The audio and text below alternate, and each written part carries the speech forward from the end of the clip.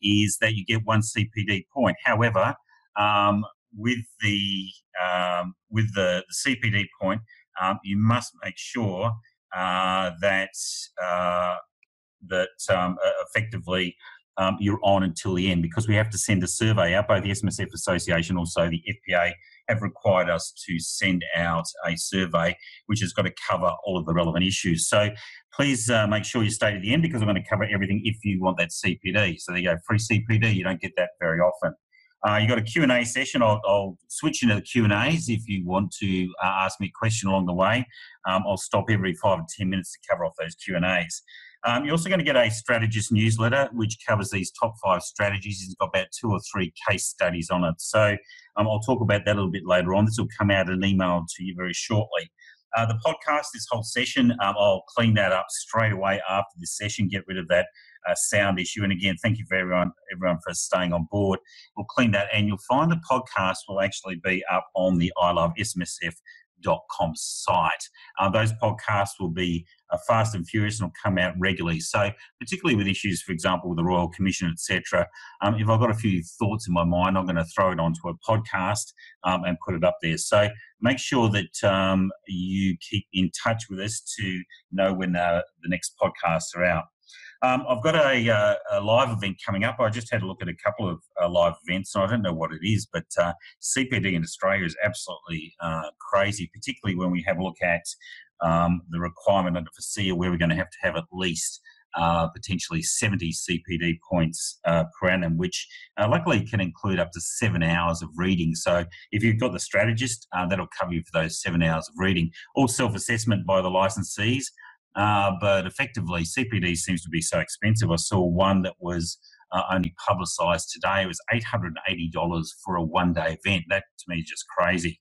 I've got a 3-hour or morning session coming up very shortly, and that will effectively be at the Kirribilli Club. And with the Kirribilli Club, it'll be I think it's on the 12th of September. So watch out for that one. And the cost for that, if you're a strategist or a Family SMSF advisor member, it's free. For everyone else, it's only about $40 or $50. I don't believe in expensive CPD. I think it's CPD should almost be free. I've got some exciting news regarding documents a little bit later on I'll talk about, and it's not all about strategies, it's also about some traps and also some pitfalls. Now, for me, SMSF advising is always about strategy. For those of you who've been with me for a long time, you would have known that I'm always a strategy first person rather than investments.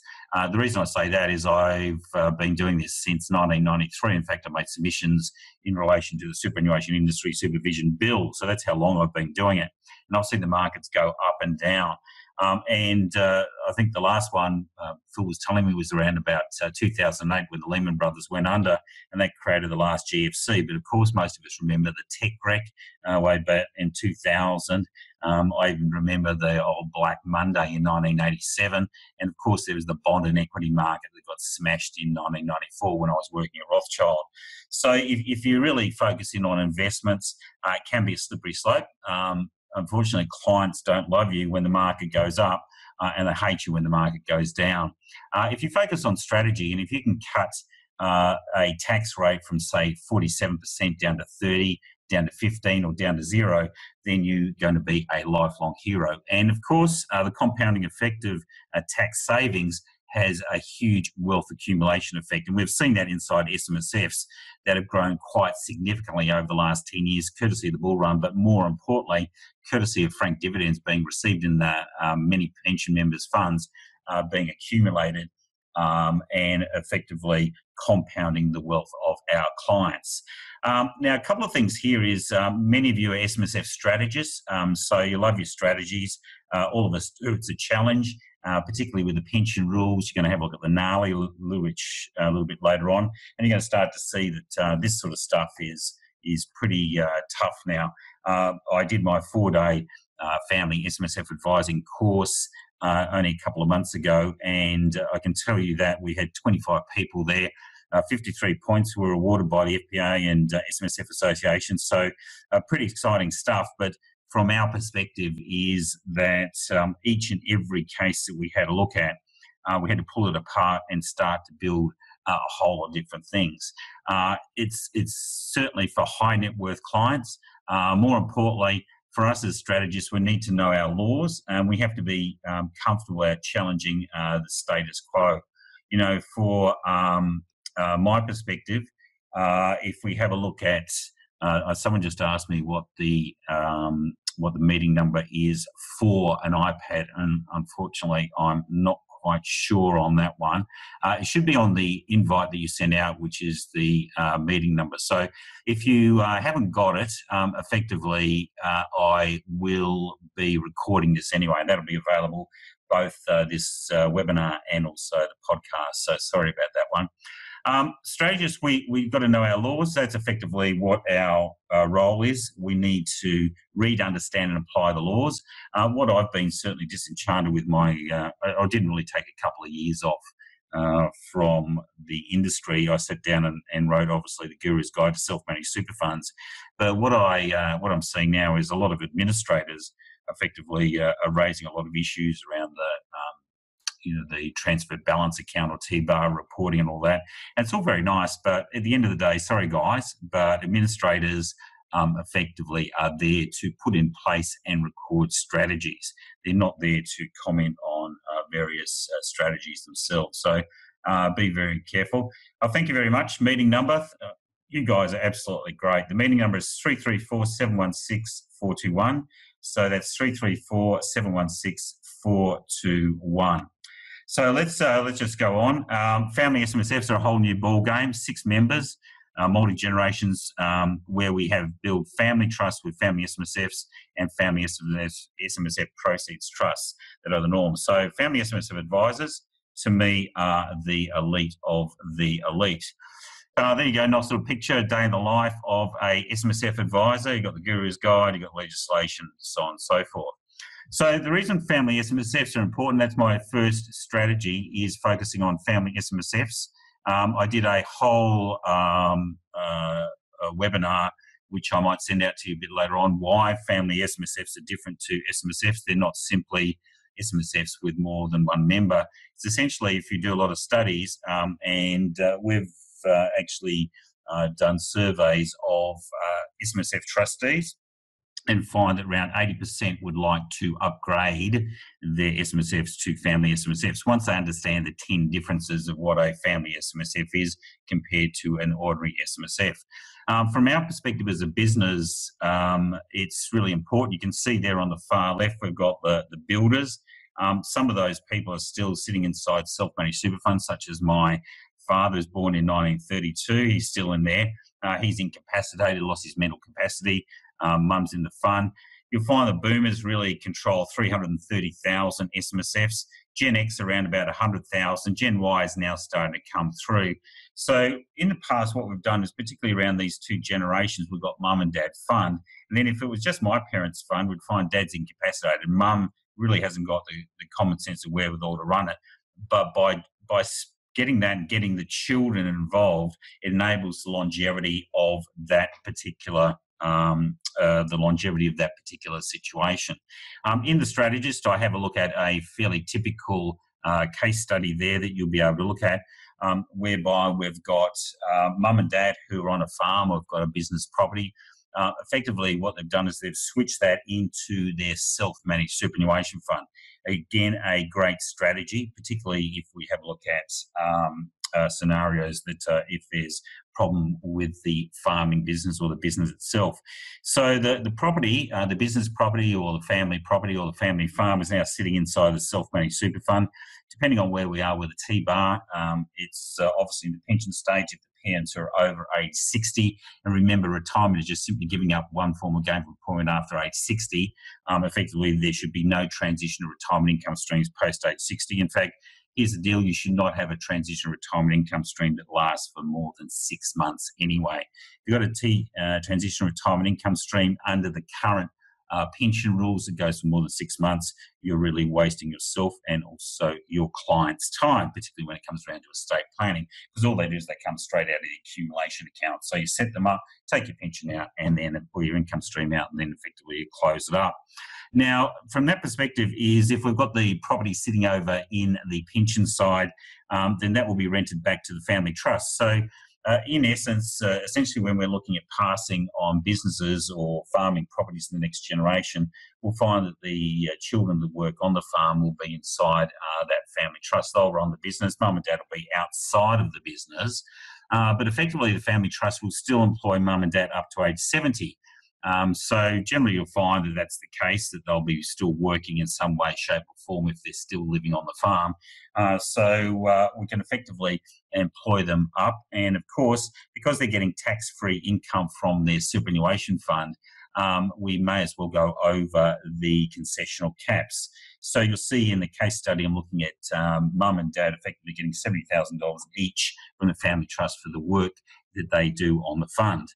Now, it's not commensurate where there's no requirement under the superannuation laws. You can see that in Ryan versus FCT, which is a case in the 1990s, whereby there is no link between the hours worked and the superannuation to be paid. So effectively, they can be in a position of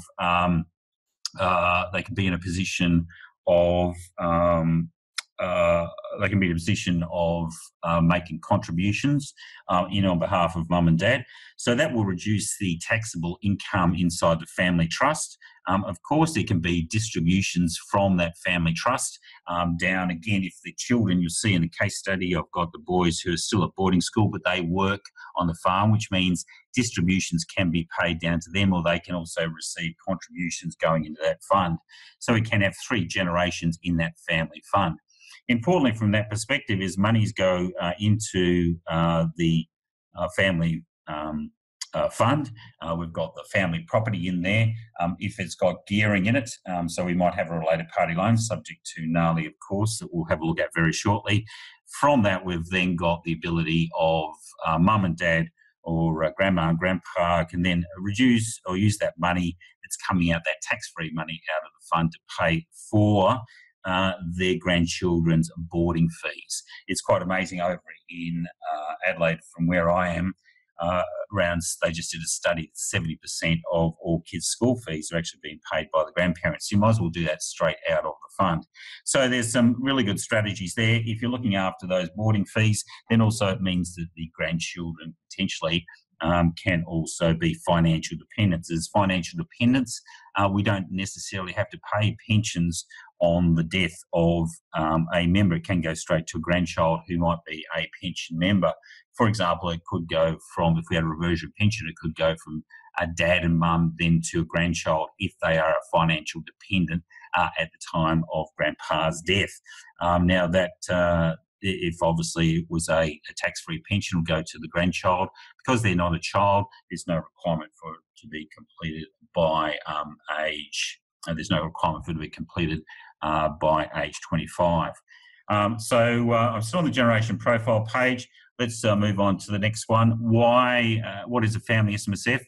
There's 3. You can have a look in my book, page 26. If you haven't got the Guru's Guide, just go on to grantabbott.com. You can get it for $20, or you can go to Dimmix, or I think on Amazon, where it's about $40 or $50. The common SMSF is what I call most SMSFs with just 2 members.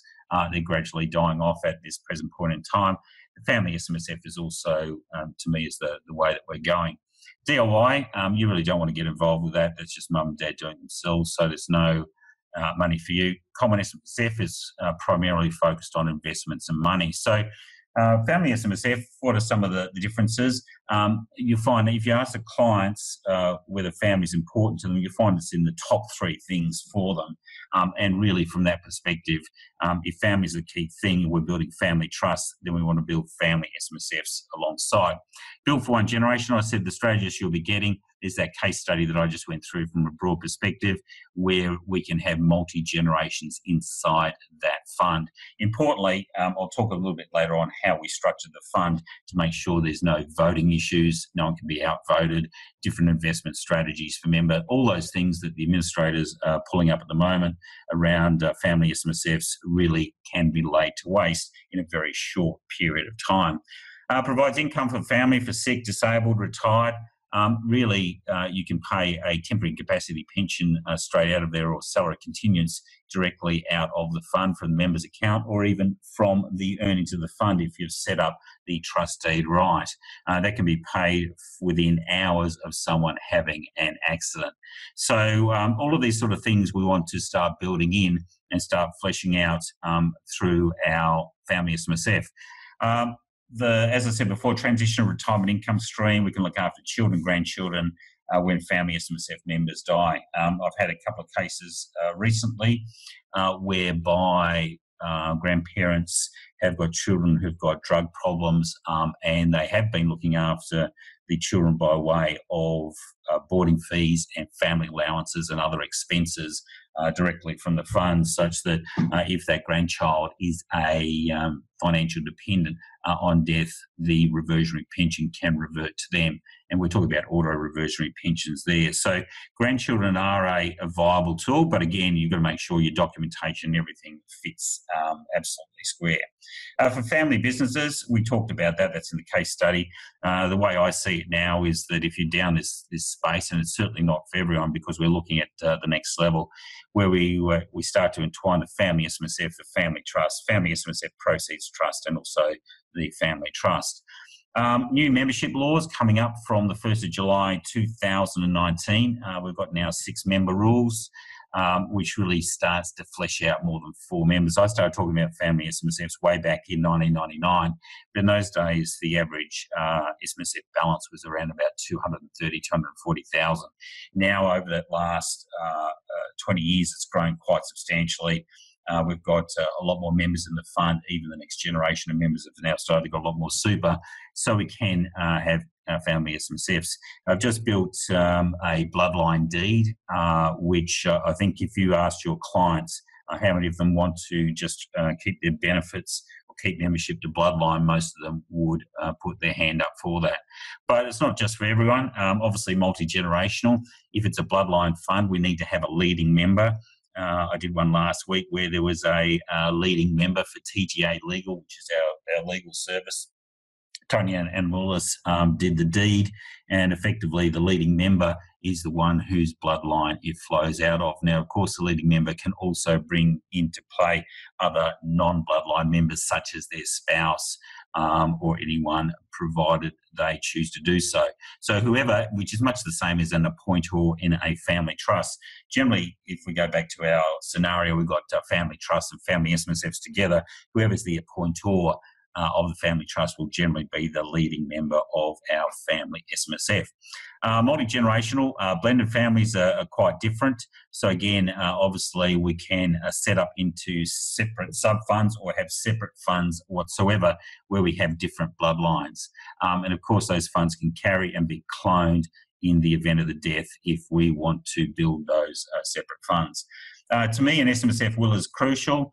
Binding death benefit nominations really don't stand the test of time. I think there's been so many cases around them where they've fallen to pieces. An SMSF will, which is a set of binding directions on not only the existing trustees but future trustees, is absolutely crucial. The other one that I've got, which I used to call SMSF Living Will, but now SMSF Incapacity Directions, these are now becoming very popular. They're an absolute must, and they also include a health directive. It's quite interesting. Outside our will, effectively can't look after our superannuation, but believe it or not, through our SMSF will, we can in fact make that a will as well. So we can include both through an SMSF will. Same way, we can put a health directive in our SMSF incapacity directions, provided it meets the relevant state-based law. So the whole goal here is to make things a lot stronger and to effectively be in a position of ensuring that we try and encapsulate everything inside one, which is really crucial. So we put down the health directive, effectively got a whole lot of issues there for trustees in the event of mental incapacity. So what can Family SMSF do? We talked about the strategies case study. Read, understand and apply the laws. That applies in a number of cases. We talk about bloodline, building Family SMSF. So the new trust deed that I'm building is quite different to anything else in the market. So I'm looking at, if you can imagine, like a Star Wars or a Star Wars style thing where we've got a spaceship, or we've got a core document, and that document looks after variations, who can be a member, who can be a trustee, what happens in the event of accounting, the earnings of the fund, so on and so forth. And then effectively what we do is we end up with sub-funds. And each of those sub-funds, for those who are financial planners, it's much the same as a wrap account. But essentially what we'll have is each member will have their own sub-fund. For the lawyers, it's like having a separate schedule of the deed, which actually becomes part of the deed for the clients, so that everyone will have their own superannuation account. It could be accumulation, it could be 2 or 3. So the documentation relating to that particular pension, the auto reversionary pension or the accumulation, actually becomes part of the member's sub-fund, which then also becomes part of the rules of the fund. So all of the problems where we've had documentation in the past, like Katz and Grossman, all the binding death benefit nomination problems, really fly out the door by having it all encapsulated into one deed, which is automatically upgraded each year. It's actually upgraded every time someone makes a change to one of their sub-funds. The whole deed gets upgraded. Separate investment strategies. Obviously, if we've got different generations, we're going to want a separate investment strategies. I'm not sure if many of you saw, but under the Gnarly Bill, they've also included the requirement that the outstanding liability of an LRBA, if it floats across into the pension stage, also has to be included as a credit to someone's T-bar. So you've got to be very careful. Separate investment strategies, if there's younger generations in that fund, are absolutely crucial. So you lock and load your LRBA to the younger members. Now, of course, you can still run a pooled investment strategy. That's okay. Again, we're just looking at something that's very akin to a wrap account. Now, inside that, you're obviously going to have your SMSF will and also your SMSF, I call living will, or your directions or your health directives. And all of that will sit and be part of each and every member of the fund. So if we've got 6 members, then we're going to have quite a strong document. The initial, the spaceship document, it's not going to be long. It's around about 6 or 7 pages. Most of the guts is actually going to be part of the deed itself. And by being part of the deed, it's very hard to breach. In terms of family SMSFs versus common SMSFs, I think the key thing there for us is someone actually just asked about what do I think of pension contract. Just going back there, what we've got there is inside this trust deed, because the all the pensions, the investment strategies, the wills, living wills, they are actually all built into the deed. So if we have a look at a contract, the problem about contract is we're caught at contract law. Here, everything becomes part of the deed. So the trustee, future trustees and everyone and all members are bound, as our advisors are bound by the deed, which is one of the reasons why I haven't done it. Going back to that question, it's virtually like having a contract inside the fund, but it becomes part of the deed itself. Common SMSFs, you can see there, I've got the old dollar note there versus family SMSFs. Once you start working in family SMSFs, you'll note how large they can be. If you're looking at multi-generational strategies, you can be spending a good 50 to 80 hours a year just building, rebuilding, covering different issues. Really, you've got to get your clients into the vein of, it doesn't matter what they do, they always ask, where does my SMSF fit into this? Remember, we've got our family SMSF, our family trust, our SMSF proceeds trust, and also our testamentary trust. So all of them are common changing. So it also means more boutique. So where we are at the moment, a lot of us are, if you're in that family SMSF space, particularly as the laws don't come into play from the 1st of July 2019, but we can have 4 members now, so we're transitioning to the true family SMSF from 1st of July. We need to set in place a fee or an ongoing a retainer in order to set up these family SMSFs. Early adopters are where we are. There will be, again, if we have a look at it, there's not going to be a huge amount of family SMSF advisors across Australia. We've got a program in I Love SMSF with family SMSF advisors. It's very hands-on. I come out to your office, train your staff, deal with your distribution sources, do sessions for them, train all the partners, then do client seminars. Very hands-on from my perspective and mentor you through the process. But at any point in time, we can only look after about 10 or 15 family SMSF advisors. But again, it's an exciting area.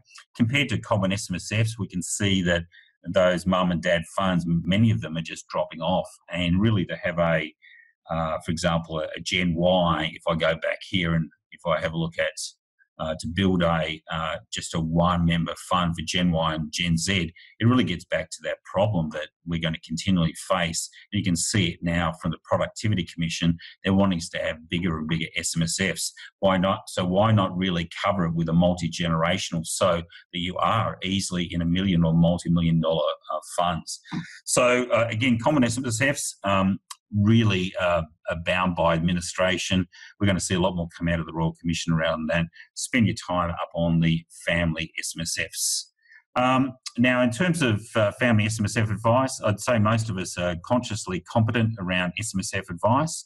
But when we come around to family SMSF advice and building multi-generational funds, ensuring, for example, if I go back here, you'll see here our member sub-funds. Inside our member sub-funds, when it comes to SMSF will or SMSF living will, the only person who can vote in relation to the investment strategy, SMSF will or SMSF living will, is the member themselves or their representative. So obviously they're the trustee, or they're again, if you're doing a family SMSF, you've got to have a corporate trustee. So it's the director of the corporate trustee, or for example, they may well have someone who has got their enduring power of attorney, or if they're a child, remember I talked about the grandchildren, if they're a child, their parent may well stand in their place. So again, we can start to localise voting around specific issues in here. We can give those sort of directions inside that fund, which is really crucial.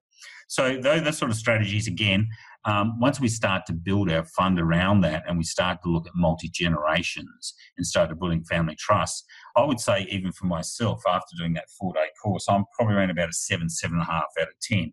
Obviously, I'm, if we look at SMSF advice or common SMSFs, I'm up around about a 9 out of 10. I'm pretty unconsciously competent. I know most of my sections, I know where they play out. But once we start using multi-member funds, that's where the real fun starts. So where would you guys be in terms of family SMSF advice? I'm sure many of you probably around about the 3, the 4. Once we start having a look, have a look at some of those strategist newsletters, and we'll have a look at that. Just a couple of questions. Okay, so you get a copy of the webinar. I've got 3 questions here. Sound, webinar ID. So what's the process of converting common SMSFs to family SMSFs? That's a really good question. Thank you for that, Fong, who's one of our family SMSF advisors. Sounds like a bit of Dorothy Dixer. Essentially, the process will be required. I'll be talking about it a little bit later on, because I've built a brand new deed for this, and as you can see, it's going to be very comprehensive compared to what the normal process is by building sub-funds into the deed. What will happen is there'll need to be an upgrade of the deed. We'll have ours out come October, and essentially from there, it should just move from the common SMSF to the family SMSF. So there's obviously a lot of training that needs to be happening, which if you're on our program, even if you're a strategist, we'll all be working through that anyway for the next few months. Primarily, you've got a transitional family SMSF by having up to 4 members, which will then go into full-blown 6-member fund a little bit later on. Now, for that, the main thing is to start to bifurcate your clients. You need to be talking to the clients whether they want to stay as a common SMSF, where primarily they're getting administration and perhaps some of the investments, or whether they want to upgrade to a family SMSF. For those guys who are family SMSF advisors, you don't really need to do much, because I'll come and do a seminar for that. I'm going up to Port Lincoln shortly to work up there and talk to a lot of clients around the issue of what a family SMSF is compared to a common SMSF.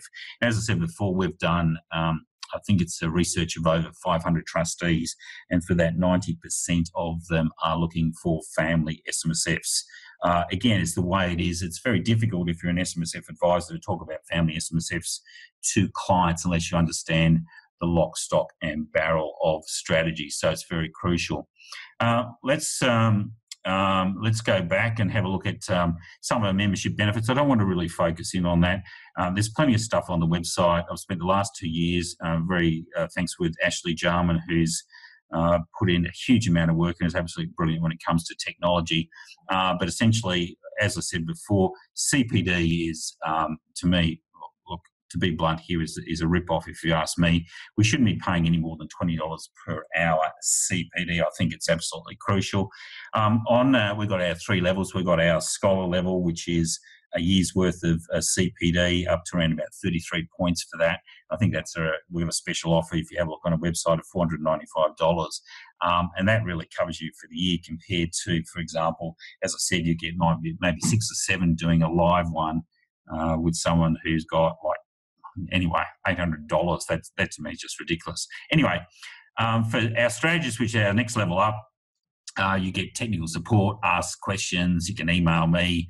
I'm working on a few cases at the moment. Again, my good mate Fong there, who's like my Vietnamese brother. So shout out to you, Fong. But we're looking at a case with one of his clients who's been ripped off quite considerably. And I'll be showing you the section I'm going to be using very shortly, which is absolutely crucial. So it's all about strategy. Each month we've got a Q&A with me. It goes for an hour, but you get CPD for that. But you can ask me any question, and I don't mind. If it goes for 4 hours, I don't care. Get on, ask me questions. Again, it's just for our strategist members. The strategist, you're going to get a copy of that. I've got an LRBA one I'm just doing at the moment, particularly around refinancing issues, which is pretty crucial. Okay, strategy 2, making deductible contributions. So a couple of issues with that one in terms of the a couple of issues around that. In fact, I just had someone, thank you very much for the content. Someone said, respectfully, are we going to actually learn anything today? I'd rather pay $880 and learn. Of course, this is a generalist. I'm covering 5 plus gnarly. Again, we're going to go and have a look at quite a few. I've shown you how to set up a family SMSF with multi-member. If you haven't set one of those up, then certainly a day with anyone else, I'm not sure whether you're going to get that family SMSF. But again, it's all up for us. It's important for you to learn who's your best educators.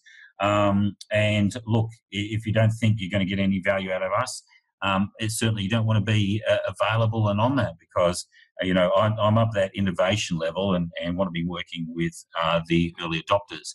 Now, a couple of things for deductible contributions. All employee contributions are deductible, and for individuals, it is a choice. As I said before, for grandchildren, we can make trust distributions to them and they can claim a tax deduction. Importantly, there is no limit on the amount of tax deductions that are available to individuals or alternatively to employees. And I think that is absolutely crucial. From that perspective, if it's a child under 18, we need to make sure that they are either in business or they're earning accessible income such as salary and wages in order to claim a deduction. As I said, up to age 75, you can make the deductible contributions if mum and dad are still working in the business. Again, there is no limit on the amount of deductions. I can put in $1 million of deductions there, but obviously that'll have an impact on excess concessional. Remember, excess concessional is added back to the individual's assessable income.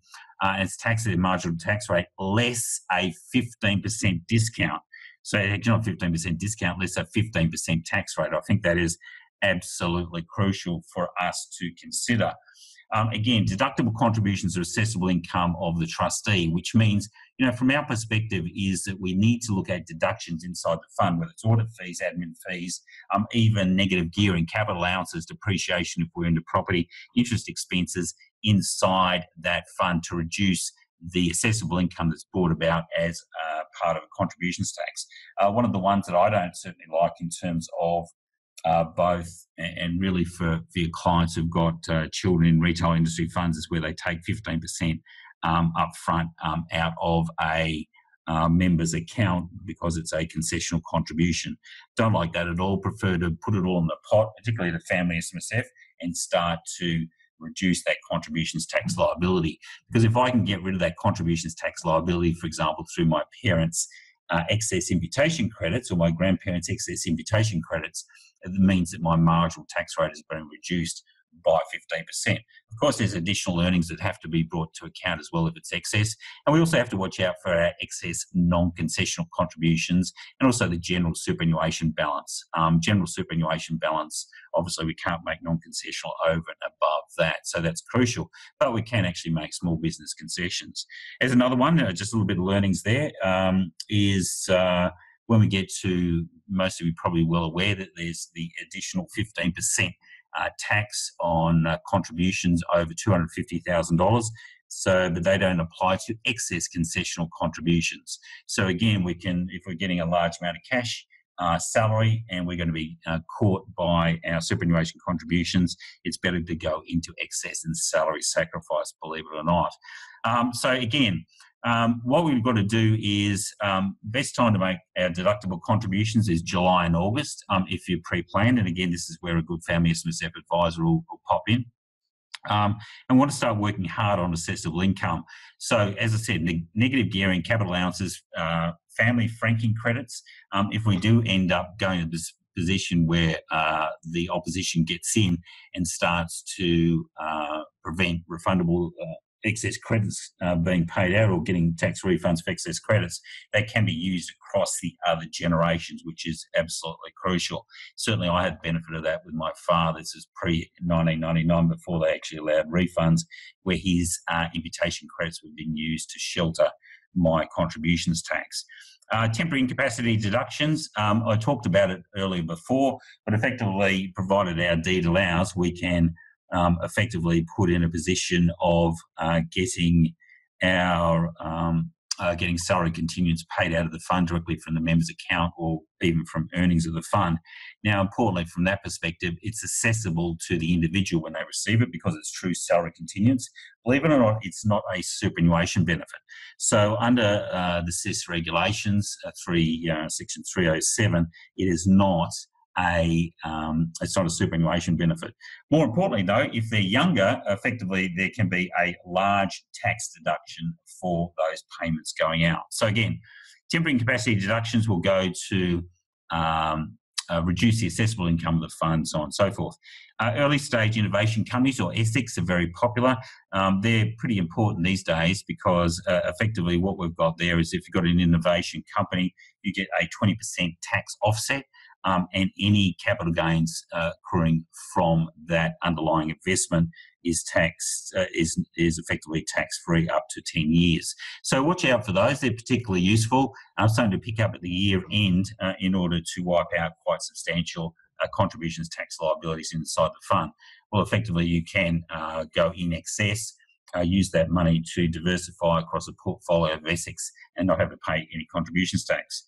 Advanced harbouring capital losses in accumulation. So effectively you'll have a look at investment strategies. Although investment strategies, once we're over the 1.6, effectively we can't use segregated investment strategies for tax purposes. At all times, at absolute all times, we can always use segregated investment strategies inside the fund. In fact, it's crucial to do so, and I'll get there very shortly on that one. So let's move to the next one, deductible. Let's have a look at our gnarly pitfalls, which are one of our first two ones. When we have a look at, actually, we've just got a couple of questions from Adelaide Huey. Can you treat SMSFs converting to small APRA or retail, especially for those funds? So you might just want to write that one again, Adelaide. Sorry, can you see any thanks, Adelaide. Can you see any trend pattern for SMSFs converting to small APRA or retail funds, especially for those funds with elderly members? Yes, in certain circumstances, I'd prefer the other way, make them family SMSFs and bring the younger generations in and give limitations in relation to voting and what powers they have. Again, the sub-funds I'll be building, they won't have that problem. From a reader, can you distribute income from family trust to a minor, say 20,000, then claim a personal contribution in their individual tax return? Yes, you can, but you'll find, reader, you can only get a deduction for the individuals if they're child members. If you go and have a look at Section 292 of the SIS Act, and I think it's also in my book, The Guru's Guide, that if you're under age 18, in order to get a deduction, which means a deduction per se, you have to either have employment income. Again, if they work shortly from the family trust, then essentially what you can do is from that family trust, get them employed. You may as well pay it directly out of there. Remember, there's no hours versus super combined, and then they can get a tax deduction in their own right. Remember, we go right back to the start. There is no limit. And particularly when we have a look at our T-bars of 1.6 million, best time if we can start to feed the younger generation for that perspective. Alternatively, reader, we can get them in a business, which is also crucial. Let's move on. I've got a 20-minute warning. Gnarly, I just want to give this. Non-arm's length income applies also to, you don't need two parties for non-arm's length income. You look at the deal. So, for example, let's have a look at this one here. An SMSF acquired a commercial property from a third party at its market value of $1 million. The SMSF derives rental income of $1,500 per week from the property. The SMSF financed the purchase of the property under limited recourse borrowing from related party on terms consistent with Section 67A. The limited recourse borrowings were entered into on terms that include no interest, no repayments until the end of 25 years, borrowing the full purchase price of commercial, that's 100%. The SMSF was in a financial position to enter into a limited recourse borrowing arrangements on commercial terms with an interest rate of approximately 5.8%. So this is straight out of the EM that applies retrospectively to all your transactions from the 1st of July. The SMSF has not incurred expenses that it might have been expected to incur in an arm's length dealing in deriving the rental income. Now, if you have a look at the gnarly bill, it talks about what sort of expenses. It doesn't talk about the terms or the conditions. It actually looks at the expenses. So here we've got 5.8%. Now, they weren't paying any. Even if, for example, they paid 5.6%, it would be classified as a gnarly transaction. So as such, the income that's derived from non-arm's length income is non-arm's length income, blah, blah, blah. Rental income of $78,000 less deductions attributable to the income, therefore forms part of the SMSF's non-arm's length components, tax the highest rate, but obviously there's going to be a deduction for interest. Now, here's the scary thing. If the market value rate is 5.8 and I've got it in at 5.4 because it might be a related party lender, whatever, here's the thing. The last sentence, look at this, it scares the bajingies out of me. Non-arm's length interest on borrowings to acquire an asset will result in any eventual capital gain on disposal of the rental property being treated as non-arm's length income. Now, can you imagine if you've got a $10 million property, you bought it for $3 million, and of that there was a related party loan, and you've had that in existence for a while, and the general rate is 5.8, but unfortunately you've kept it at 5.4%. So the ongoing income, the non-arm's length income, is virtually, well, next to nothing because you're only looking at a 40 basis point spread. But it now means if that goes from 3 million up to 10 million, $7 million will be classified as non-arm's length income and taxed at 47%. So that capital gain we've got in there is nasty. They even go in further under the explanatory memorandum and they talk about the fact that if you get a share or any investment at a discount, and it doesn't have to be from a related party, it can be from a non-related party, for example, because you're a loyalty member or whatever, effectively that will be treated as gnarly income. For example, if it's a franking credit for shares, and the capital gain will also be gnarly. So anything you do these days, always check it at gnarly. Very nasty gnarly. Again, if you want to get a copy, I've done a 1 hour webinar, I think, on gnarly. If you want to get a copy of that, just contact us at support@ilovesmsf.com, support@ilovesmsf.com. Of course, we go through a very technical. This is a general webinar, but we do go into very specifics for our strategist members. Strategy 3. Okay, so we talked about GFC 2, blah blah blah. If you remember from GFC 1, equities went down between 40 to 70%. Some, in fact, were wiped out. If you remember, ABC Learning Centres, Lehman Brothers. I think there's quite a few there.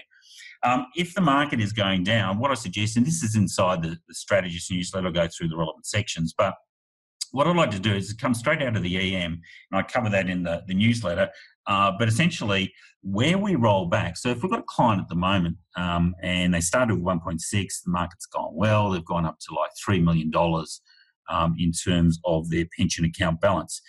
Now, we might have done our credits on the way over at 1.6, so we've got thumbs up for that one, but it's now sitting at 3 over on the pension side.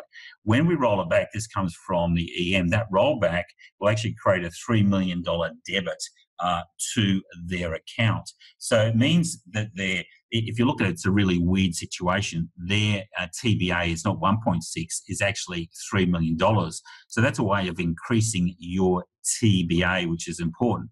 So that if they've already got concessional contributions or accumulation amounts, because we've had to do a rollback of 1.6. And this is a particularly useful strategy for those of you who already got clients who are over 1.6, have had to roll back and set up a separate accumulation account. When the market starts to go down, pull it back, roll it back, subject, of course, you just got to be careful with tax-free and taxable component, but roll it back, and when the market falls, if they don't cash out, if they want to hold the stock, and as that market goes down, if it goes down 40%, if, for example, we've got 3 mil, it's rolled back, it goes down 40%, which is 1.2 mil. We've got 1.8 there. They've still got another $1.2 million of capacity. And if they've already got a good accumulation account, you can actually start quite a sizable rebalance. So you can either do it directly by you guys keeping on top of everyone's balance, which might be painful, or alternatively, you can actually set up an auto rollback, which might occur, for example, when we've got 10% of the account balance has been reduced. But have a look at that. Again, a pretty advanced strategy. You might want to have a chat with your clients about that one, but particularly those who've got quite substantial accumulation or looking at going down further accumulation, it's really important. I've got a detailed case study in the strategist there for you. Strategy 4, recontributing to the spouse, which is pretty important. It's been around forever. What I would suggest now is we've talked about it. So we're pulling monies out of our pension side and washing it back into the spouse. The Commissioner came out a while ago and said it's not Part 4A. We can either take it out of a pension or straight out of accumulation, put it in the spouse, but also look at not only that, but look at different generations. Remember, we talked about it coming out of a family trust before, or out of the family SMSF going to the grandchildren. We can do that and start to part and parcel it, and so that we've got 1.6. If you've got 6 people in there at 1.6 a pot, you know, you're looking at around about almost $10 million of super family SMSF, and it's all quite legitimised at this stage. You can equalise balancing between the spouses or the different members, and also if we have a look at, typically we can run.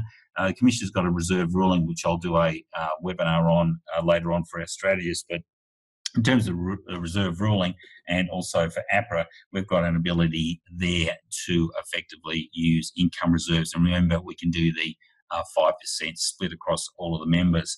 So we're going back to all the strategies we used in our good old RBL days. Now, again, just be careful of this one. This is another trap and pitfall before I get to my last strategy.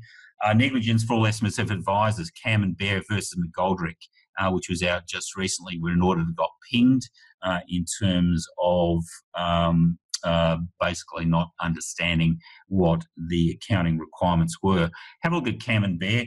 It's very scary in terms of the application to auditors and also to accountants and advisors. Very scary for auditors if they can only audit once every 3 years, the responsibility they're taking on. So you've got to be very careful about what funds that you do audit.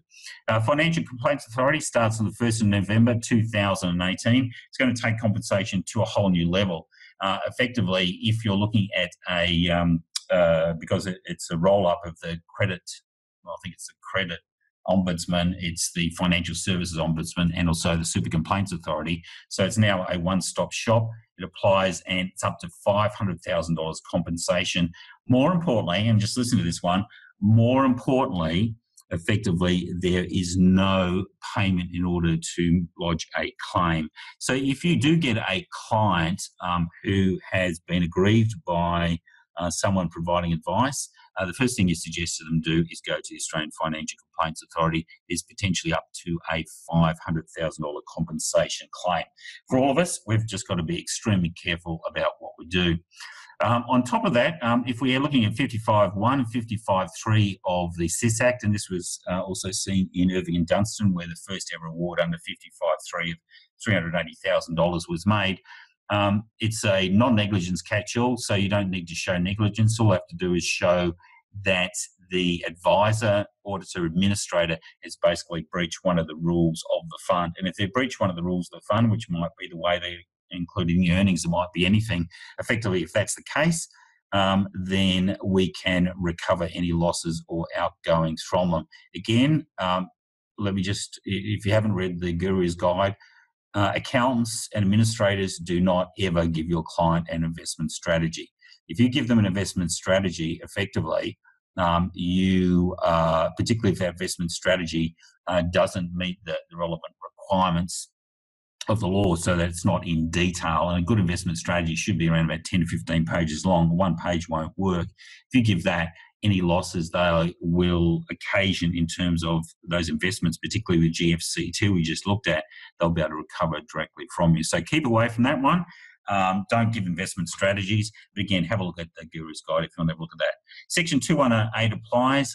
Same sort of thing if there's been a breach of the SIS Act in any way, shape or form.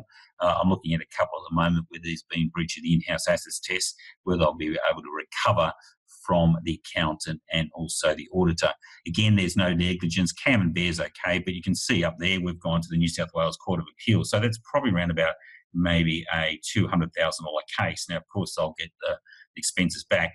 A 218 or 55.3 or the AFCA virtually costs next to nothing to run. Certainly, if you need to, we can do that under section, we can do that at TGA Legal.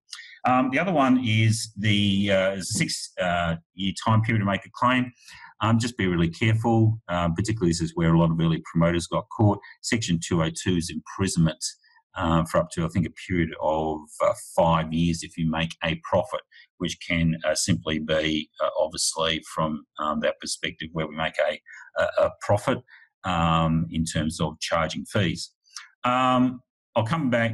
Separate investment strategies, effectively there.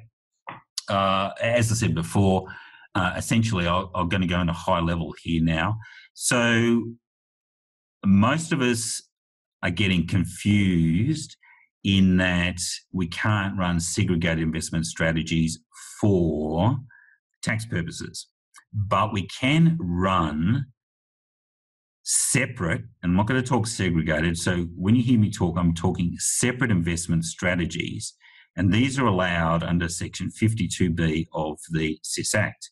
In fact, we can have member-directed investment strategies under the SIS Act, which means, as you can see where I'm building the new deed, members can direct their own investment strategies, which is essentially how, if you have a look at retail funds that are running wrap accounts, enable members to choose, for example, specific investments. So what we're doing is we're using the big member technology to bring it down to the small member fund. Now, importantly, where you have separate investment strategies, we could, for example, if I had to look at one member, remember I had a look at the position before where we've got a client who might have, say, $3 million. Let's say they started with $1.6 million over on their pension side. That's after we did our pension and all our T-bar stuff on the 30th of June 2017. Now, they may have ended up with $400,000 sitting in their accumulation account. Now, let's say that in that accumulation account, and again, you'll see part of the Family SMSF, where you do have the accumulation account, essentially it should be built, and the investment strategy for that should be solely for estate planning purposes. So it should be low income and high capital growth. So let's say that they invest in some assets like Five SMSF over a period of time, and one of those starts to take off, then the better strategy would be to switch that investment from the accumulation side, that investment strategy, over to the pension investment strategy.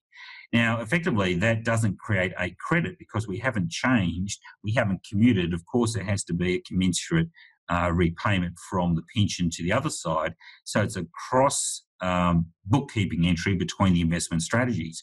But then if it starts to float up, we're now getting it on the pension side. Two things about that is it's already passed the pension test. So it means we're not going to affect our T-bar, whereas we would if it was on the other side. And the other point of the coin is that we've got our pension percentage, our proportion. The more we've got on the pension side, the lower overall gross tax rate we have on that fund. So for me, look, I'll come out and certainly I've got a breakfast session coming up on the 12th of September. I'd like you all guys to come if you can, or at least tune in. But I'll do a couple of case studies around this. It can be quite sensational, particularly when you build it in that GFC2 strategy that we had a look at. Just a couple of upcoming events, then I'll go to the Q&A. Strategy breakfast in Sydney, 12th of September 2018, goes from 7:30 a.m. to 12:30, so it's 3.5 CPD hours for that. For those of the FSA and Strategist members, it's free. If you can't turn up on the day, it will actually be live webcast. So for non-members, it's just $59, again, for 3.5 hours CPD.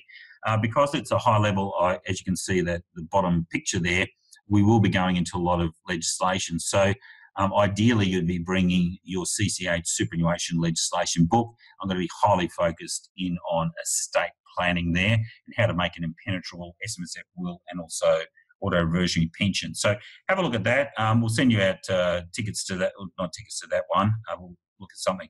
Another one is I've got, I'm doing LRBA coming up. Oh, if you want to get in, just go onto the website. You can order RBI Strategies on the 15th of August. I'm actually doing in fact, it's gone up to a 20-page property and financing strategist. So anyone who's done anything to do with property development, has got clients, anything to do with property development, you must get your hands on to that, because I'm looking at 1322Cs. I'm looking at borrowing at all levels. I'm considering gnarly, obviously, looking at property syndicates, looking at unrelated unit trusts, and also joint ventures. So it's the be-all and end-all when it comes around to SMSF property. And certainly I know because I've done a couple of deals from $50 to $500 million dealing with SMSFs. This will be available on the podcast. Let me just go through and have a look at a couple of questions you guys have got there. Sorry about that one. Okay, case article reference, please, for deductible contributions not related to hours worked. So it's Adam Passport. That's Ryan versus FCT. The leading counsel on that was my good mate, Rob Richards. So it's RYAN v FCT. If you have a look at that, it had his spouse. They changed it with personal services income, but obviously had his spouse working. She only did, the 10 hours a month. And in those days, it was the age-based deductible limit. It was a $100,000 contribution deduction. And of course, the Commissioner said it wasn't commensurate with hours work. And the Supreme Court of New South Wales said that was not the case. Could we, thank you very much, Paul Tyne. Thank you very much. I might have known you'd be smart. When I talked about contributions, you do not have to use cash. Use the Commissioner's contribution ruling 2009/1, where we can use promissory notes. But Paul, they've got to be short term, so no more than 1 or 2 months. So it's quite useful. Also, you need to use promissory notes, and I'll look at this in the next webinar if you come along to the breakfast session, where promissory notes, if we're looking at transferring an asset out of the fund, we might need to do promissory notes because we tend to lose our CGT concessions. Just a couple other questions I've got here.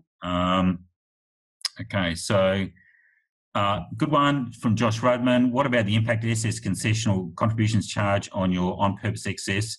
The only reason excess CCs are excluded from Div 293 is that they're picked up in income for surcharge purposes. So you still pay the same Div 9, but you also pay ECC. So that's a good question, Josh. You do need to look at your ECC when it's coming in. Obviously, if it's a non-concessional, there's the add back of the GEC or the general interest charge will also go back to assessable income and tax the members' marginal tax rate. So thank you for that one. What's the process of converting? So we've got Fong's one there. So someone, James Beresford, apologise for handling this before. the proposed minimum SMSF balances, I think that's a load of rubbish anyway. But as I said before, our whole idea there is to, it's effectively from our perspective, is to make sure that we get multi-generational family SMSF funds that do stay above the $1 million. Really at this stage, what I see is the 6-member rule, and also now the super streaming enable us to transfer monies from retail industry funds very quickly, is the government's way of reducing the power of our the power of the industry funds. Clifford Hughes, thank you, Cliff. Haven't heard from you for a long time.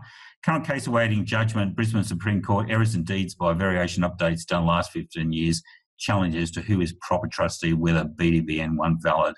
Also question whether subsequent BDN done by attorney valid. Can email you summary. So thanks, Cliff, for that one. As I said before, I would challenge probably, if I ever saw a BDBN, I'm going to find a hole in it. I can guarantee that one, which is one of the reasons why I'm building. In fact, if for those who've been around for me a long time, I know Cliff and Paul and all that I've always said the most secure place to put our SMSF will, our directions, are actually in the deed.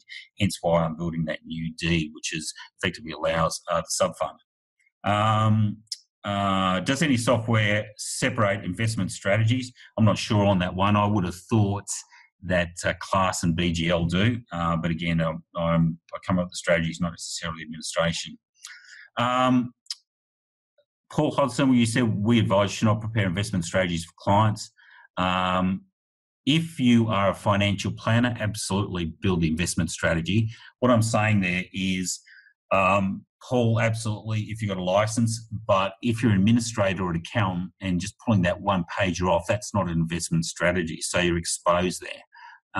Again, you're there, remember, to advise the trustee. The trustee has delegated their authority to you, so you've got to be really careful about how far you go, particularly with the Financial Complaints Authority, Section 55.1, 55.3. So just be careful of that one. If you're a financial planner, absolutely do the investment strategy. Just don't give them a throwaway one page. It doesn't make sense. Fong, does the capital growth from an asset subject to NALI include capital growth from development activity? Absolutely. So it includes any asset that is nonged with NALI.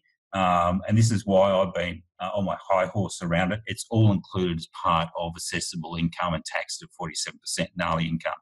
So just be really careful about any transaction. And it's not only past, it's not only current, it also applies to past transactions from the 1st of July 2018. Just the last one, and then I'll just finish off.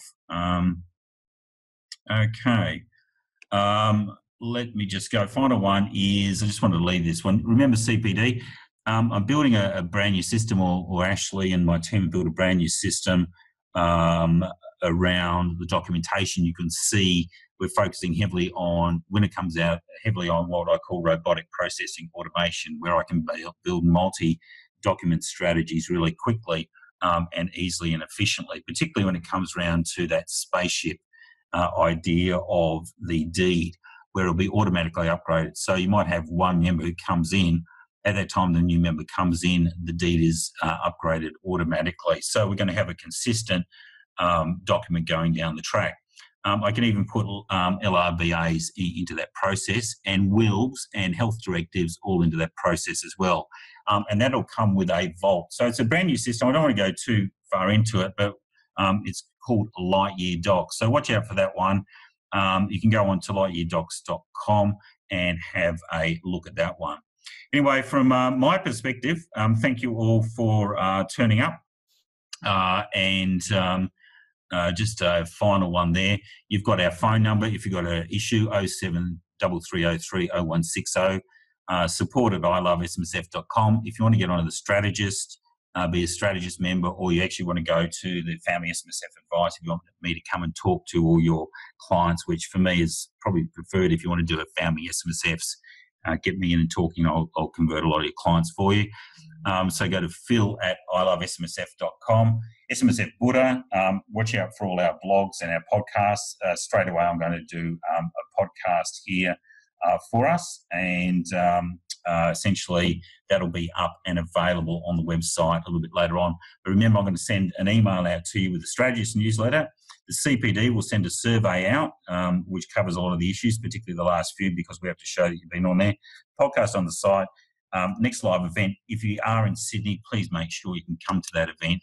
If you're a strategist or FSA, it's free. If you're a scholar, it's $30. And again, if you're not, we're going to get to heavy technical, $59 for 3.5, or it's actually 5 hours with me. Seems to be pretty good value for CPD. LinkedIn, jump on, catch up with me on LinkedIn, or go to ilovesmsf.com or like your docs. Anyway, thanks everyone for attending. I think we're right on the money now. Oh, sorry, I'm a bit late. But if you've got any questions, please send them to support@ilovesmsf.com. Thank you very much for attending this session.